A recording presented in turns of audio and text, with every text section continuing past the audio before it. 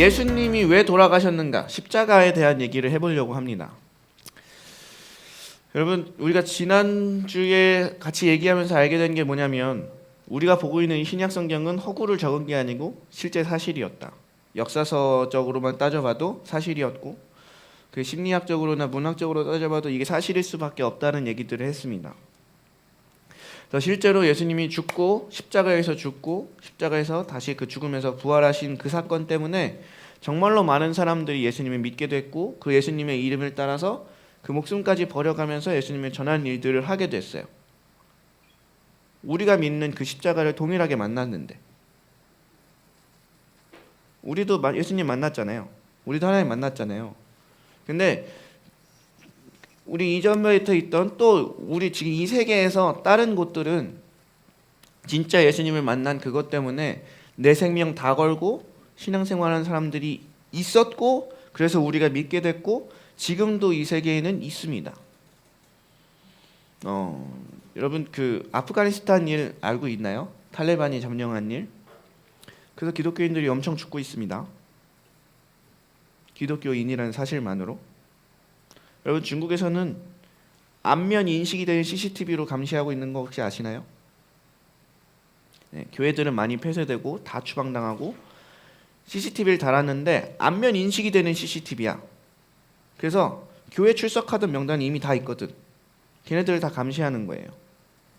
그런데도 믿음 생활하는 사람들이 있어요. 너무 울리는데? 스테이지 사운드가 너무 큰가 봐요. 네. 여러분, 우리는 그런 상황이면 우리 믿을 수 있을까? 솔직하게. 탈레반이 너 교회 다니는 사실만으로 총 쏘는데.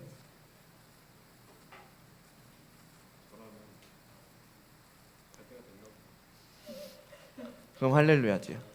그럼 할렐루야지.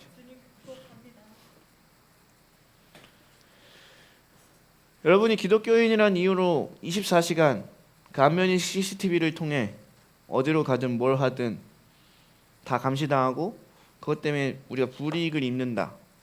괜찮겠어요? 그러니까 지금 현대에 일어나고 있는 일이에요. 이란은 실제로 성령의 일이 엄청나게 일어나지만 그것 때문에 순교도 많이 일어나고, 아프가니스탄도 성령의 일이 저도 몰랐어요. 저도 몰랐는데 알게 된 게 뭐냐면, 세계에서 두 번째로 빠르게 성장하고 있는 그 기독교가 바로 아프간에 있었던 기독교래요. 네. 근데 지금 그 탈레반이 하면서 엄청나게 죽고 있죠. 그러다 보니까 제가 한번 생각하게 됐어요. 우리는 죽음의 위협 앞에 주를 믿는다고 할 수 있을까? 여기 있는 우리는 한 명씩 물어볼까? 한 명씩 물어볼까? 네. 가능하다고 봅니다. 자, 이 말에 동의하나요, 다들? 아멘. 우리 그렇게 해서 막 순교했는데 지옥 가면 어떡하지? 그러진 않겠지? 야, 그때 되면 늦었지. 그때 되면 늦었지. 여러분, 이런 거에 혼란스러워하면 우리 순교 못해요. 자, 일단 십자가는 기독교 신앙의 중심이죠, 중심. 근데 여러분, 지금은 안 보이는데 목걸이 중에 십자가 목걸이 하는 사람들, 혹은 팔찌에 십자가 하는 사람들, 또 누구는 타투나 이제 문신으로 십자가를 하시는 분들이 있는데, 그건 진짜 주님을 잘못 알고 있어도 한참 잘 알고 있는 거예요. 아니면 그거 전혀 바라지도 않는데 여기에 갑자기 막 Jesus loves you 막 이러면서 이렇게 새기시는 분이 있어요. 그건 완전 잘못된 겁니다. 네, 아무튼 그래서 십자가 모양을 하는 귀걸이나 팔찌 이렇게 이런 것들이 되게 많이 있죠. 근데 이거 현대로 따지면 우리가 뭘 달고 있는 거냐면, 전기 고문 의자의 모양을 딴 이렇게 목걸이를 하고 있다던가, 혹은 이제 철컹철컹 스턴건 막 이런 거 메고 다니는 것처럼 이렇게 그런 걸 우리 메고 다니는 거예요. 인류의 십자가는요, 인류에서 가장 잔인하다고 알려진 사형 방법 중에 하나입니다. 그냥 단순히 박아서 올려서 죽는다잖아요. 여러분, 이게요, 뭐가 있냐면, 일단 생살에 마취 없이 박히는 것도 너무 아파요. 근데 달리면 중력에 의해서 얘가 점점 늘어나요. 끊어지진 않는데요. 늘어나요. 피가 똑똑 떨어지는데 콸콸콸 나와서 빨리 죽으면 좋겠으나 또 우리 인체는 그렇지 않아서 얘가 그냥 막 콸콸콸 나오진 않는데요. 그렇게 해서 몇 시간을 달려있다 돌아가셨다고 저번 주에 그랬죠? 6시간이요. 6시간. 네. 그래서 이 십자가형은 AD 337년에 폐지가 됐습니다. 폐지된 이유가 뭔지 알아요? 너무 잔인해서. 산채로 달아 말려 죽이는 거예요. 6시간 동안. 네. 이게 너무나도 비인간적인 방법이라고 이 형벌을 만든 로마인들이 잔인하다 생각해서 폐지했습니다. 근데 이 십자가가 바로 우리 기독교의 상징이 됐죠. 네. 막 이렇게 어디 십자가 달리고 막 이러면 최고의 형틀을 막 달고 있는 건데, 아무튼 그래서 복음에 우리가 알고 있는 복음의 상당 부분은 죽음, 예수 그리스도의 죽음에 관련된 겁니다. 신약 성경의 많은 부분도 예수 그리스도가 죽음, 예수 그리스도의 죽음과 그 부활이 어떻게 됐는가에 대해서 설명하는 것이 거의 중점적이에요.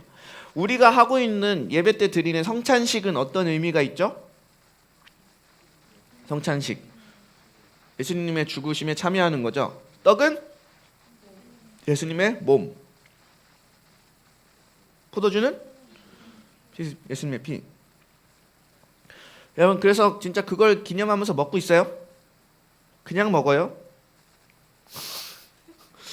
그냥 주니까 암냠 맛있네 이러고 먹어요?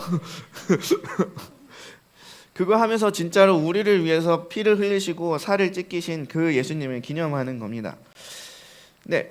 그리고 교회 종종 이제 십자가 모양으로 뭔가 이제 그 교회를 건축하기도 하죠. 그래서 세계 다른 위인들, 뭐 4대 성인 이런 사람들 중에서 예수님은 다른 그 어떤 사람과는 다르게 죽음을 제일 많이 기념하라, 죽음이 제일 많이 기억되는 분 중에 한 사람이에요. 여러분, 공자 어떻게 죽었는지 혹시 아세요? 석가가 어떻게 죽었는지 혹시 아세요? 네, 우리 잘 모르죠? 예수님이 어떻게 죽었는지는 너무나도 잘 알죠? 네, 이건 비그리스도인들도 믿지 않은 사람들도 예수님이 어떻게 죽었는지는 다 알아. 예수님이 어떻게 태어났는지는 잘 모를 수 있는데 태어난 거, 동정녀에게 낳았다, 이거랑 십자가에서 죽었다는 다 알더라고. 내 친구들도 야, 근데 죽었다가 못 살아났잖아 막 이래가지고 아니 살아났는데 막 이러고 아무튼 이랬는데, 예수님은 다른 그 어떤 사람, 이 세상에 있는 그 어떤 위인들이나 사람들보다도 그 죽음에 되게 포커스가 맞춰져 있다는 거죠. 왜 그렇게까지 예수님의 죽음에 주목하게 되는가? 우리가 소크라테스가 어떻게 죽었는지 모르잖아.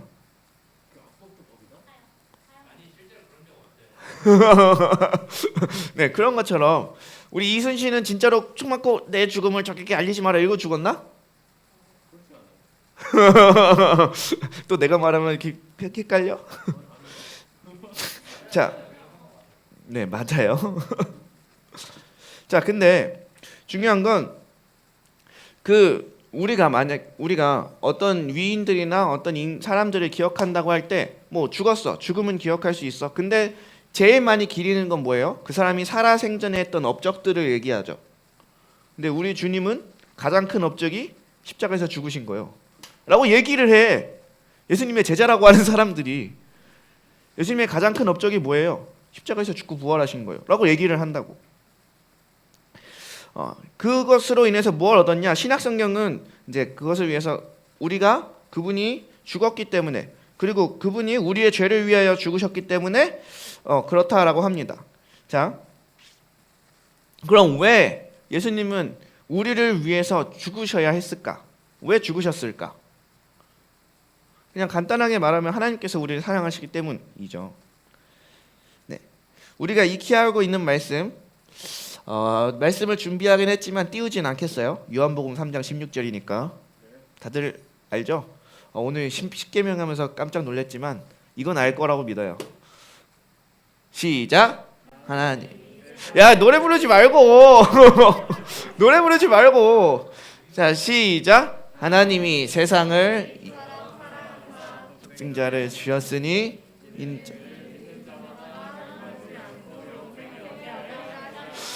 이렇게 위태위태한 사람들이 좀 보여요. 자, 진짜로 하나님이 세상을, 그러니까 예수님이 이 땅에 보내신 것은 멸망하지 않고 영생을 얻게 하려 하십니다 라고 말합니다. 종종 사람들은 말하기를 기독교 필요 없다, 나는 지금도 무척 행복하다, 뭐 나는 신이 필요 없다 라고 얘기해요. 그리고 나는 뭐 누구한테 피해도 잘 안 끼치고 뭐 선량한 시민으로 잘 살고 있다고 얘기를 해요. 근데 그 성경에 의하면 모든 사람이 하나님의 형상대로 창조되었다, 이것 때문에 인간의 존엄성이 나왔다고 했죠. 그래서 이 그러니까 사람이 선이라는 걸 알고 선을 행하면서 살아야 해라는 걸 알고 있는 이유도 성경에서 그걸 지지하고 있었기 때문이에요. 성경에서 그걸 얘기해주기 전에는 너희가 하나님의 존엄한 그 하나님의 형상대로 입었으니까 그 형상에 알맞게 선을 행하며 살아야 되라고 성경에서 말해주지 않았으면 그 어떤 책도 그 전에 말하지 않았었어요. 그래서 우리는 되게 이 사람이라고 하는 게 그러니까 유전자니 뭐니 해가지고 엄청나게 그 권리가 있고 되게 존경받아 마땅한 사람이라고 얘기를 하면서 또 그것들로 하면서 또 죄를 짓고 있는 것들도 알아야 합니다. 여러분, 우리가 정직하다면 우리가 스스로 잘못을 알고 있으면서도 하고 있는 행동들에서 대해서 인정할 수밖에 없죠. 성경에 이렇게 나옵니다. 로마서 3장 23절에 보면 모든 사람이 죄를 범하였음에 하나님의 영광에 이르지 못했다. 저 하나님의 영광에 이르지 못했다는 뜻은 모든 사람이 지옥 가게 되었다라는 뜻이에요. 여러분, 내가 지옥 갈 만한 사람이라는 걸 인정하십니까? 예수님이 없었다면 내가 그만큼 잘못 안 했는데? 라고 생각 들지 않아요? 이게 무슨 말이냐면 하나님의 기준에서 봤을 땐 다들 한참 부족하다는 뜻이에요. 그러니까 우리가 예를 들어서 우리가 무슨 누구한테 강도짓을 한 것도 아니고 살인을 한 것도 아니고 무슨 성추행이나 성폭행을 한 것도 아니고 그런 사람들과 비교해 봤을 땐 내 죄가 뭐 나는 선량한 시민일 뿐이잖아요. 근데 그걸 예수 그리스도와 비교해 보면 하나님의 기준과 비교해 보면 턱없이 부족하다, 다 죄인이다 라고 말하는 게 로마서의 말씀인 겁니다. 여러분, 우리 죄인 맞아요? 다들 아멘 되는 거예요? 진짜로 솔직하게 내가 죄인인 게 아멘이 되는 거냐고. 내가 죄인이라는 사실이 어떤 사실이냐면 죄의 삭은 사망이라 그랬어요. 그러니까 나는 사형수다가 아멘이 되는 거야. 나 사형수 맞아요? 나 그만큼 죄 지었나? 그게 내가 인정이 된다는 뜻이 예수 그리스도의 십자가 앞에 엎드린다는 뜻이거든요. 여러분, 죄의 본질은요, 하나님께 반대하는 거예요. 그러니까 하나님이 없다고 생각하고 내가 하나님 자리에 올라가고 하나님이 하시는 선택들은 잘못됐어요 이러면서 내가 내 선택을 하는 것들, 이게 다 하나님과 우리가 단절돼서 나오는 결과들이죠. 여러분, 죄가 무서워요. 그 이유는 뭐냐면 죄가 오염성이라고 말하거든요. 이걸 오염성이 있기 때문이에요. 뭐냐면 마가복음 7장 20절에서 23절을 보겠습니다. 마가복음 7장 20절에서 23절 다 같이 읽을게요. 시작. 또 이르시되 사람에게서 나오는 그것이 사람을 더럽게 하느니라. 속에서 곧 사람의 마음에서 나오는 것은 악한 생각 곧 음란과 도둑질과 살인과 간음과 탐욕과 악독과 속임과 음탕과 질투와 비방과 교만과 우매함이니 이 모든 악한 것이 다 속에서 나와서 사람을 더럽게 하느니라. 22절 한번 띄워주실래요? 여러분, 이런 것들 중에 난 하나도 안 했다 인가요? 뭐 어떤 사람들 중에는 나는 지금 여기서 얘기한 것들 중에 뭐 하나도 난 범한 게 없는 것 같은데 라고 말할지도 몰라요. 근데 성경은 그 많은 계명들 중 하나만 범해도 율법 전체를 범한 거다 라고 얘기하고 있습니다. 예를 들면 그러니까 이런 거죠. 우리가 그 모범 운전수라는 말이 있어요. 그게 무슨 말이에요? 한 번도 사고를 안 냈거나 한 번도 운전 뭐라 그래야지, 규칙들, 그거를 어기지 않은 사람들을 모범 운전수라고 해요. 근데 그 사람이 한 번 어겼어. 그럼 그 사람 모범 운전수예요? 아니죠. 조금 이상한 모범 운전수 뭐 이런 게 있어요? 없죠. 네, 둘 중에 하나밖에 없어요. 그러니까 하나만 범해도 우리는 죄인인 겁니다. 그 죄의 삭은 사망이고요. 이게 바로 죄의 오염성이에요. 내가 죄를 진짜 안 짓고 있을 수 있어요. 근데 진짜 조그만한 그 죄 하나 때문에 내가 죽음으로 몰려가고 있다고. 이게 인정된 사람들이 그리스도인이라고. 내가 진짜 수많은 죄를 지었구나 깨달아지는 것도 참 은혜지만, 내가 수많은 죄 짓지 않았어. 진짜 이 조그만한 죄 하나 지었어. 근데 그것 때문에 내가 죽어도 싸 라고 생각하는 게 십자가 앞에 굴복한 죄인이라는 인식을 가진 그리스도인이라는 거죠. 여러분, 죄는 또 그 권세가 있어요. 그래서 중독의 힘이 있습니다. 그래서 요한복음 8장 34절에 보면 죄를 범하는 자마다 다 죄의 종이다 라고 말씀하셨어요. 여러분, 종이라는 개념이 뭐죠? 죄가 일로 가라 그러면 일로 갈 수밖에 없고, 저리로 가라 그러면 갈 수밖에 없고, 너 못 자는 거야 이러면 종은 못 자요. 주인이 못 자라고 했기 때문에. 그러니까 우리가 그 마약 중독되듯이, 무슨 뭐 초콜릿 중독되듯이 뭐 이런 것들에 우리가 잘 중독된다는 걸 알고 있죠. 그러니까 그런데 그거 말고도 뭐 고약한 성질, 혹은 질투, 혹은 오만함, 자랑, 뭐 이기심, 뭐 이간질하는 거, 이런 것들도 다 중독될 수 있다는 거예요. 이런 것들이 우리의 삶을 붙잡을 수 있다는 거예요. 그러니까 우리 스스로는 깨트릴 수 없는 삶의 방식, 우리 스스로는 깨트릴 수 없는 어떤 사고의 방향이 우리 안에 이미 자리 잡고 있는 것들이 있다는 겁니다. 이런 것들이 우리의 삶을 깨트려 버리죠. 그래서 이것이 예수님께서 말씀하신 대로 우리의 삶을 파괴하는 힘, 그 죄의 종이 된 사람의 모습일 수 있다는 거죠. 그리고 또 하나, 마지막으로 세 번째로, 죄의 세 번째는 형벌성이 있습니다. 그러니까 죄가 있으면 벌을 받아야 된다는 그런 인식들이에요. 우리 다들 똑같잖아요. 이건 믿는 자든 믿지 않는 자든 다 똑같아요. 죄가 있으면 마땅한 벌을 받아야 된다. 그러면 나도 똑같아요? 내가 죄를 지으면 나도 마땅한 벌을 받아야 되는 거 맞아요? 나한테도 적용되나요? 혹시 내로남불 하고 있나요? 네, 우리는 분명히 형벌이 있을 것으로 믿어요. 그래서 정의를 향한 갈망들도 있어요. 그래서 죄는 벌을 받아야 한다, 권선징악이라고 하는 것은 옳은 거고, 그리고 그런 짓을 하는 사람들이 그 정의 앞에서 교묘히 빠져나가는 걸 우리는 분노하고, 이런 것들이 있죠. 그래서 진짜로 죄는 죄는 죄고, 그래서 벌을 받아야 된다는 것 때문에 누군가는 심판대에 올라야죠. 그러면 내가 죄인이면 내가 그 사람을 심판할 수 있어요? 없죠.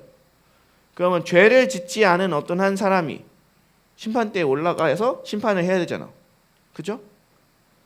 근데 모든 사람이 죄를 지었다고 그랬죠. 그 모든 사람이 다 그 심판대에는 설 수 없어. 근데 또 내가 납득할 만한 정의로운 기준을 가진 그 어떤 이는 필요해. 그게 바로 예수님이었다는 거죠. 그게 바로 하나님이었다는 거죠.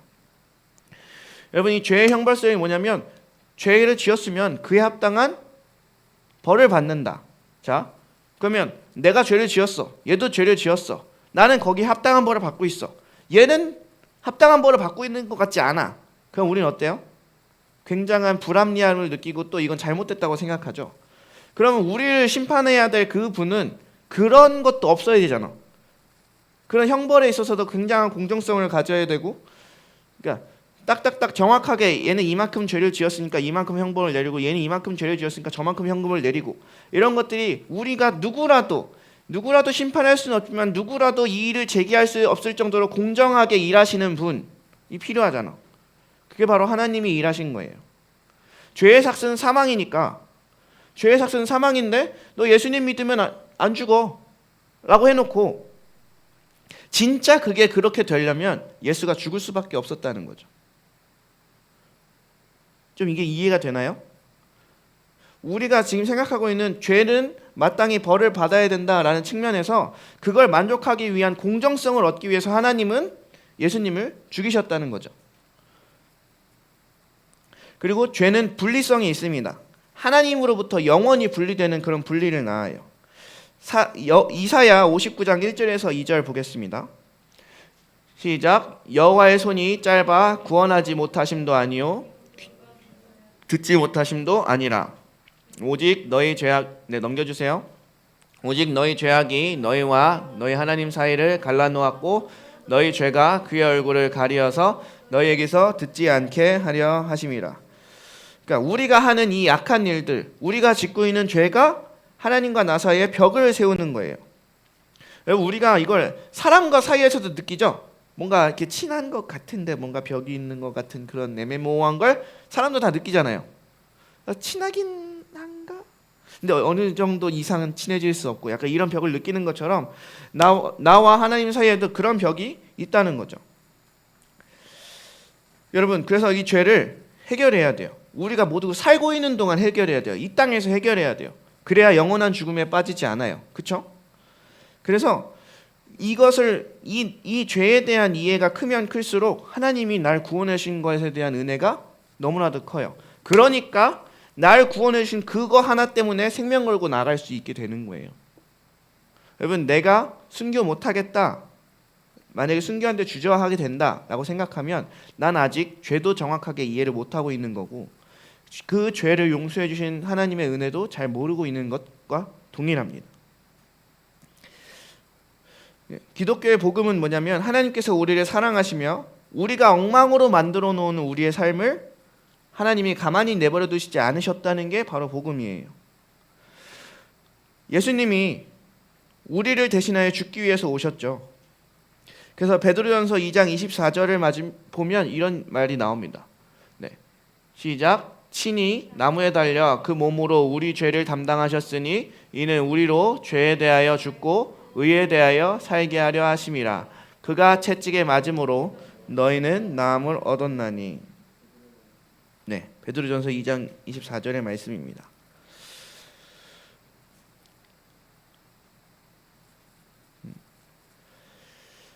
여러분, 그 한 사람을 위해서 목숨을 바친다는 게 쉽나요? 여러분, 지금 내 옆에 있는 이 친구를 위하여 목숨을 바치라 그러면 기꺼이 바치겠어요?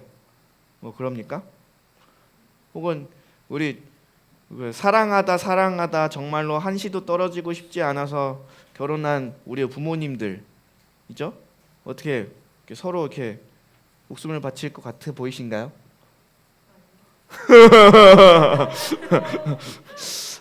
저도 제 아내 목숨 바쳐라. 그러니까 이제 성경에는 일단 목숨을 바치라고 나와 있긴 해요. 남편들아 아내를 위해 목숨을 바쳐라. 이렇게 남자들 잘 기억해요. 이제 아내는 남편한테 복종해라 라고 나와 있고요. 이제 남편들은 아내를 위해 죽어라 라고 나와 있습니다. 근데 어찌됐든 그렇게 진짜로 다른 사람을 위해서 죽는다 라는 건 진짜로 보여주기 힘든 일이죠. 근데 간혹가다 예수를 믿은 사람들이 다른 사람을 위해서 피를 흘린다 라는 것들을 많이 들어봤을 거예요. 실제로 2차 세계대전이나 1차 세계대전 이런 이야기들을 많이 찾아보시면 다른 사람을 위해 목숨을 버린 사람들의 이야기가 진짜로 많아요. 여러분, 그 일본에서 노숙자를 위해서 구해주다가 죽은 청년 이수현이라는 청년 혹시 알아요? 우리 때 배운 건가? 아무튼 있어요. 근데 그분도 기독교인이에요. 네, 여러분, 기독교인들이 왜 그렇게 할 수 있는가? 바로 예수님이 먼저 그렇게 하셨기 때문이에요. 예수님은 단지 한 사람을 위해서 죽으신 게 아니라 이 세상의 모든 사람들을 위해서 하나하나 그 각 개인을 위해서 모두를 위해서 죽으셨기 때문이에요. 여러분, 그 십자가가 얼마나 고통스러웠는가에 대해서 이제 우리가 저번 주에 얘기했던 고대 역사가 중에 한 명인 유세비우스가 있어요. 엄청나게 각광을 받고 있는 유세비우스가 쓴 거예요. 십자가, 그러니까 로마의 채찍질에 대해서 이렇게 묘사했어요. 고통받는 자의 혈관이 훤히 드러나고 희생자의 근육과 힘줄, 창자가 찢겨져 속이 드러나 보였다. 그가 빌라도의 법정으로 끌려갔을 때 가시관이 이마에 씌워졌다. 그는 600명의 군중들에게 조롱당했으며 얼굴과 머리를 맞았다. 그런 다음 무거운 십자가를 피가 흐르는 어깨에 짊어지고 가야 했으며 그가 쓰러지자 구레네 사람 시몬이 대신하여 짊어졌다. 그들이 십자가의 터에 이르자 그는 다시 벌거벗겨졌다. 십자가 위에 눕혀졌고 6인치, 찾아보니까 한 15cm 되는 거예요. 15cm 되는 못이 손목 위 바로 여기 팔뚝을 뚫었다.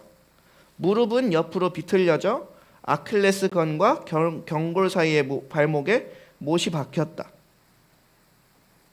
십자가는 그가 달린 채로 들려 땅에 있는 구덩이에 박혀져 세워졌다. 네. 그리고 그렇게 6시간 동안 매달려 있었다는 거죠. 여러분, 그것이 하나님께서 예수님이 우리를 위해서 지셔야 했던 그런 고통들이에요. 근데 예수님이 그때 겪으셨던 고통 중에 가장 큰 고통은 바로 영적인 고통이었습니다. 엘리 엘리 라마 사박다니, 하나님 아버지여 아버지여 어찌하여 나를 버리시나이까. 예수님이 한 번도 끊어진 적이 없어요. 태초부터 지금까지 존재해 오시면서 이 완전함이 깨진 적도 없고, 이 세 분 하나님이 한 몸으로 계신 이 관계가 한 번도 깨진 적이 없는데 그때 십자가 위에서 끊어졌습니다. 여러분, 이 십자가는요, 하나님께서 우리를 얼마나 사랑하시는지 보여주시는 거죠. 요한복음 15장 13절을 보면 사람이 친구를 위하여 자기 목숨을 버리면 이보다 더 큰 사랑이 없다라고 했는데, 예수님은 이걸 직접 보여주셨죠.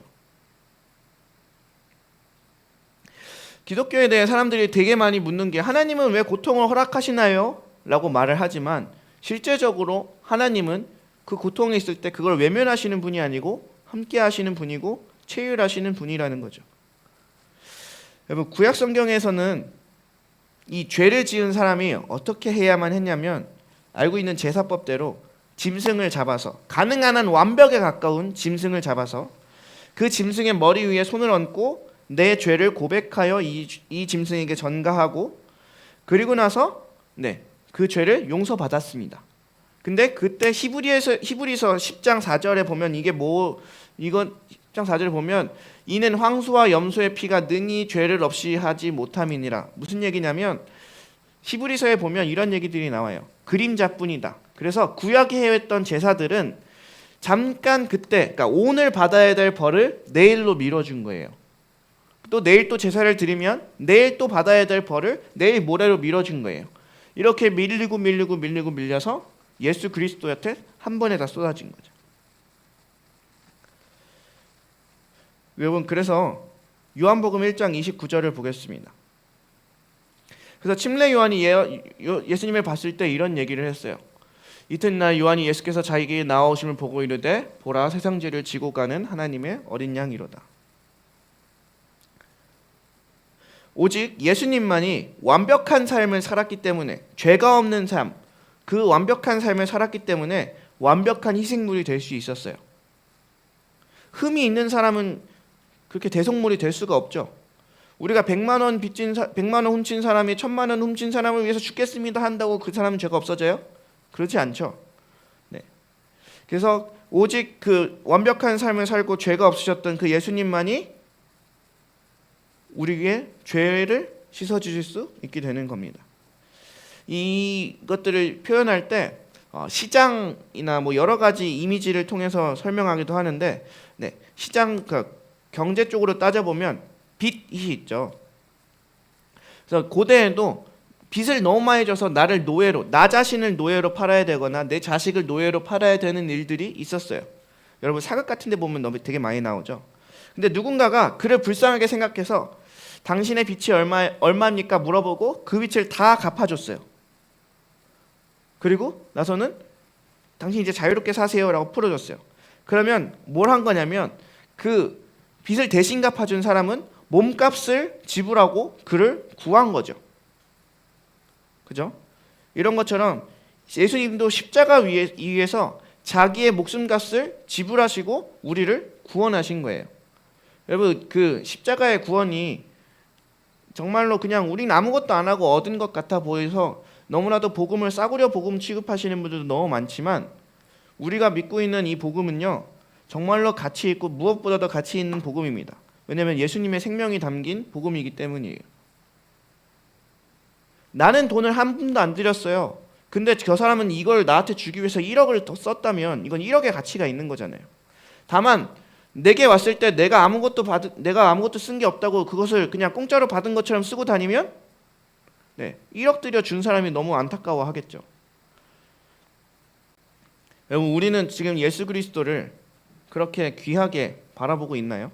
주님께서 주신 그 생명을 예수 그리스도의 값, 예수 그리스도의 피값으로 보고 있나요? 여러분, 우리가 믿는 자로 이 땅에 살아간다는 게 엄청나게 큰 축복이에요.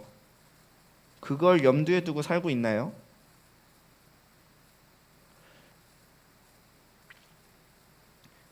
우리는 그 예수 그리스도의 피 때문에 죄의 권세에서 자유롭게 되었습니다.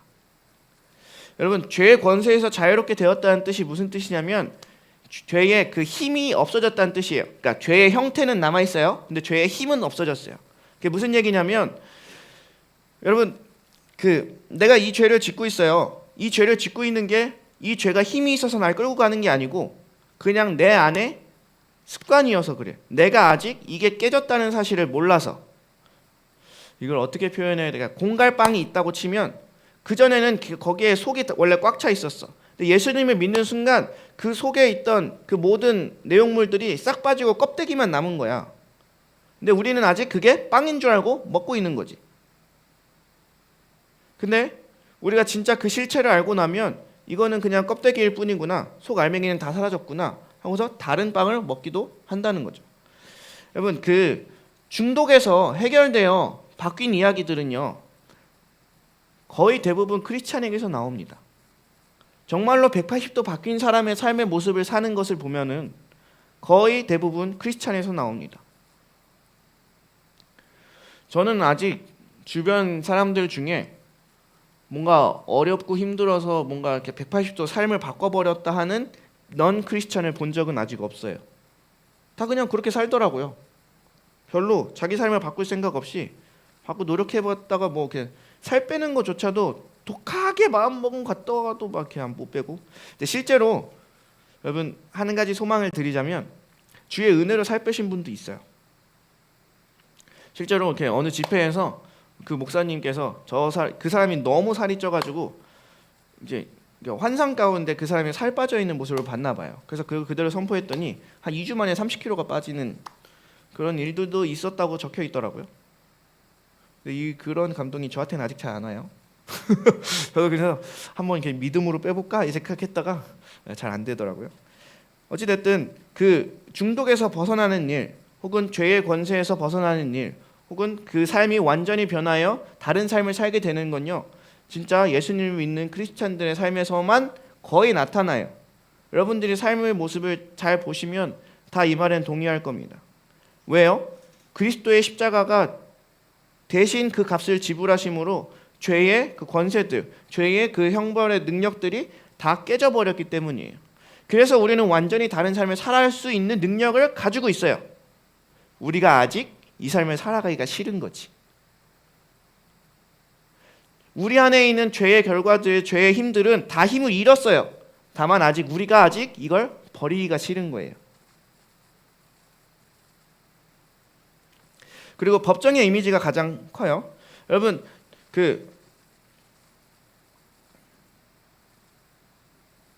하나님은 공의로우시기 때문에 우리를 심판하시죠. 근데 그분은 또한 우리를 사랑하시기 때문에 당신의 아들 그리스도의 모습으로 오셔서 우리를 대신해 벌을 받으신 거예요.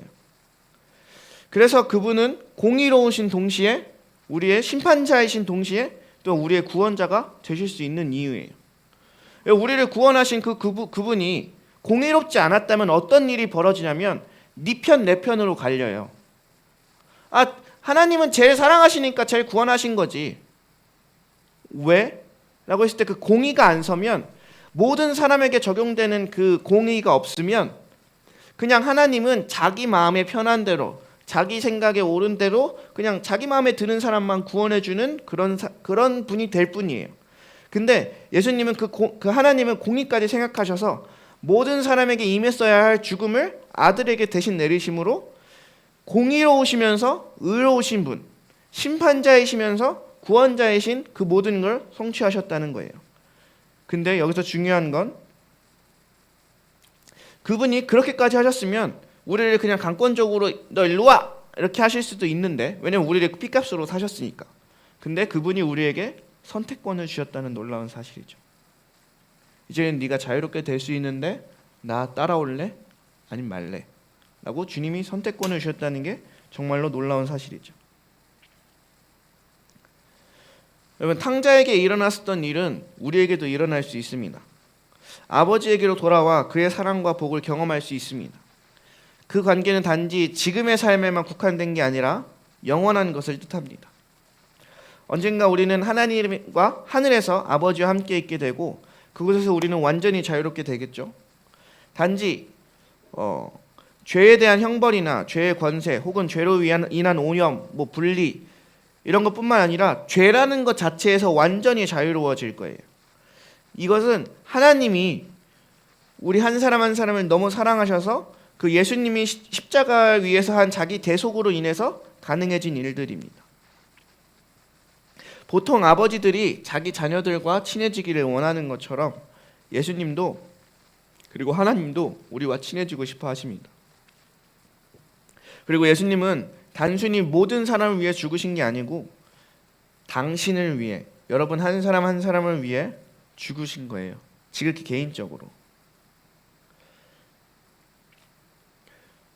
만일 우리가 세상에 존재하는 유일한 사람이었을지라도 예수님은 여러분 한 사람을 위해서 죽었을 겁니다.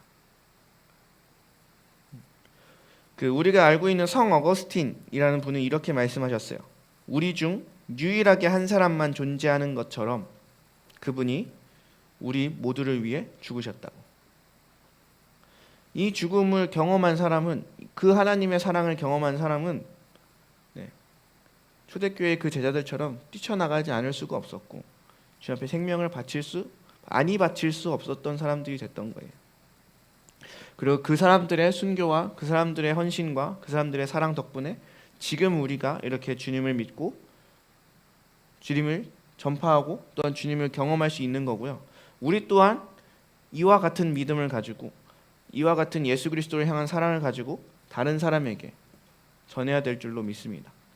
우리 함께 찬양하시고 기도하시죠. 그래서 반주를 해주시고 여러분, 제가 대학교 때 휴학을 하고 이제 직장을 다니던 중이었는데 그때가 부활절이었어요. 부활절이 앞두고는 뭐가 있죠? 고난 주간이라는 게 있죠. 그래서 너무 바쁜 와중이라 고난 주간에 딱히 주님을 기념하지도 않고 뭐도 하지 않고 막 이러고 지내다가 부활절 코앞이 됐어. 근데 좀 그러니까 그래도 주님을 사랑한다고 말하는 사람이었는데 고난 주간에 아무것도 안 하는 게 좀 마음에 걸려가지고 주님 앞에 기도를 했죠. 주님, 주님 고난 주간에 제가 뭘 하기를 원하십니까? 제가 뭘 할까요? 이렇게 기도했을 때 하나님께서 제게 주셨던 마음이 영중아, 네 아빠가 죽었다 라는 말이었어요.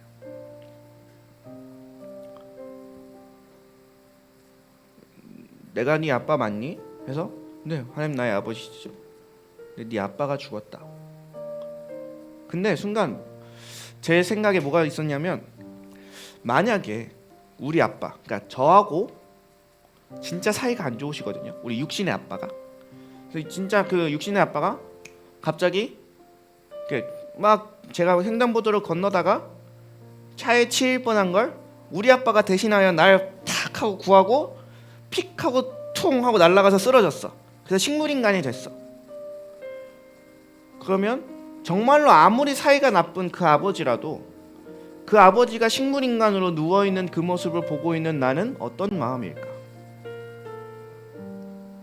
하나님께서 내게 말씀하셨던 네 아빠가 죽었다 라고 했을 때 밍숭맹숭했었던, 아무런 마음도 들지 않았던 이 마음처럼 앉아있을 수 있을까? 여러분, 실제로 그 일이 우리에게 일어났다고 생각해봐요. 그럼 우리는 그 앞에서 대성통곡하고 울며불며 난리치고 있지 않겠습니까? 아무리 나랑 사이가 나쁜 아빠라고 할지라도 그럴 텐데, 우리가 아버지라고 고백하는 그 예수 그리스도의 죽음 앞에서는 우리의 마음의 반응은 어떤가요? 그리고 나서 또 생각하기를, 만약에 식물인간이었던 그 아빠가 3일 동안 식물인간으로 있다가 극적으로 살아났어. 그러면 내가 그냥 아빠 살아났구나, 그러네 이러고 있을까? 아니면 와 막 돌아다니면서 우리 아빠 살아났다 막 이러고 돌아다닐까? 근데 예수 그리스도의 부활을 바라보고 있는 나는 왜 그런 기쁨이 들지 않지? 라는 생각이 들더라고. 그래서 그날 무릎을 꿇고 예수님 하나님께 진심으로 회개하면서 나아갔습니다. 하나님, 내 마음이 너무 아무 요동도 없는 게 이상해서, 내가 하나님을 사랑한다고 말하고 예수 그리스도가 나의 구주라고 말하고 예수가 부활하신 게 맞고 그 기쁨으로 내가 살아가는 거라고 수백 번 수천 번 고백해 왔지만, 진짜로 그 죽음 앞에 섰을 때, 진짜로 그 부활 앞에 섰을 때 내 마음에 아무런 요동도 없어요. 여러분, 십자가를 지셨다고 말하는 그 성금요일에 우리가 어떤 마음으로 앉아있냐고요? 부활절이라고 말하는 우리가 그 부활절에 정말로 그 기쁨으로 살고 있냐고요? 우리 믿는다고 말하면서 그렇지 못하고 있어요.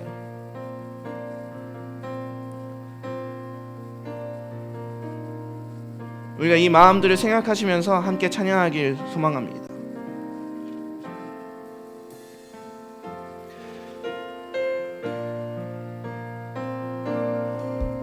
잊을 수 없네 하나님의 사랑, 날 살리시려고 주신 생명, 내 십자가 지고 오르신 갈보리 언덕, 날 향한 사랑 때문에, 우리 때문에 생명 주셨고,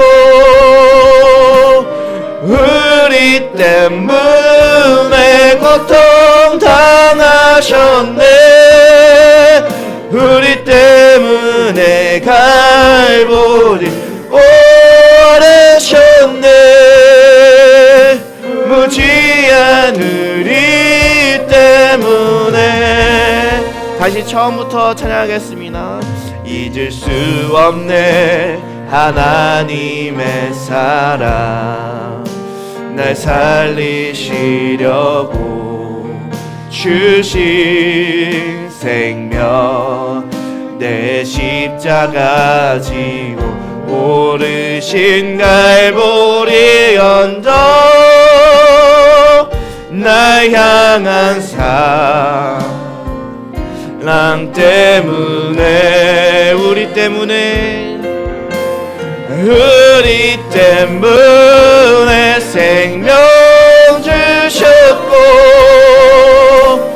우리 때문에 고통 당하셨네, 우리 때문에 갈보리 오르셨네, 무지한 우리 때문에.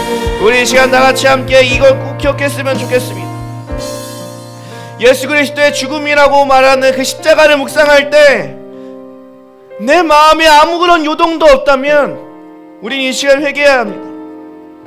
예수 그리스도의 부활을 우리가 묵상하며 나아갈 때 내 삶에 어떠한 요동도 없다면 우린 이 시간 회개해야 됩니다. 우리가 입으로 수천 번 수만 번 고백해왔던 하나님은 나의 아버지요, 하나님은 나의 하나님이시요, 하나님은 나의 전부라고 말했던 그 모든 고백이 다 거짓이었던 말이 되기 때문이에요. 우리가 이 시간 다같이 그 예수 그리스도의 십자가를 다시 한번 묵상하고 그 그 예수 그리스도의 부활을 다시 한번 묵상하며 우리의 마음을 들고 솔직하게 주 앞에 고백하면서 그렇게 주여 한번 부르짖고 기도하며 나아가도록 하겠습니다. 주여! 하나님 아버지, 오늘 이 시간 가운데 임재하여 주시옵소서. 오늘 이 시간 가운데 함께하여 주시옵소서. 하나님 아버지, 주님의 십자가 앞에서 우리가 어떤 반응을 보이고 있습니까? 우리가 그 내 사랑하는 아버지, 내가 정말로 존귀하게 여기시는 그분이 나를 위해서 십자가를 지셨다고 말씀하는 그 십자가를 내가 묵상할 때 주님, 내 마음이 어떤지, 내 마음에 어떠한 요동함이 있는지 지금 보게 하여 주시옵소서. 지금 솔직한 마음으로 주님이 죽으셨다고 말하는 그 십자가 앞에서 지금 내 마음에 어떠한 요동함도 없습니다. 주님 죄송합니다. 주님이 부활하셨다고 하는 그 빈 무덤 앞에서 내가 그 부활을 아무리 묵상해도 내 삶에 아무런 요동도 일어나지 않습니다. 주여 죄송합니다. 내가 내 입으로 아버지라고 고백하고 내 입으로 내 참 하나님, 내 참 구원자, 내 참 지도자라고 고백하면서도 주님의 그 십자가 앞에서는 나의 아무런 죄도 회개가 되지 않고 주의 부활하심과 나의 삶이 아무런 관계가 없으니 주여, 이러한 나의 삶의 모습을 주님 용서하여 주시옵소서.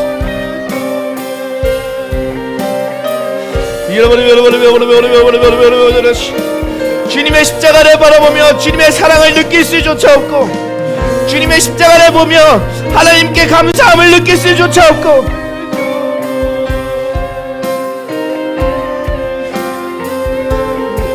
주님의 십자가를 보며 죄에서 돌이켜야겠다는 결단조차 서지 않는 나의 마음을 주의 아버지 용서하여 주시옵소서.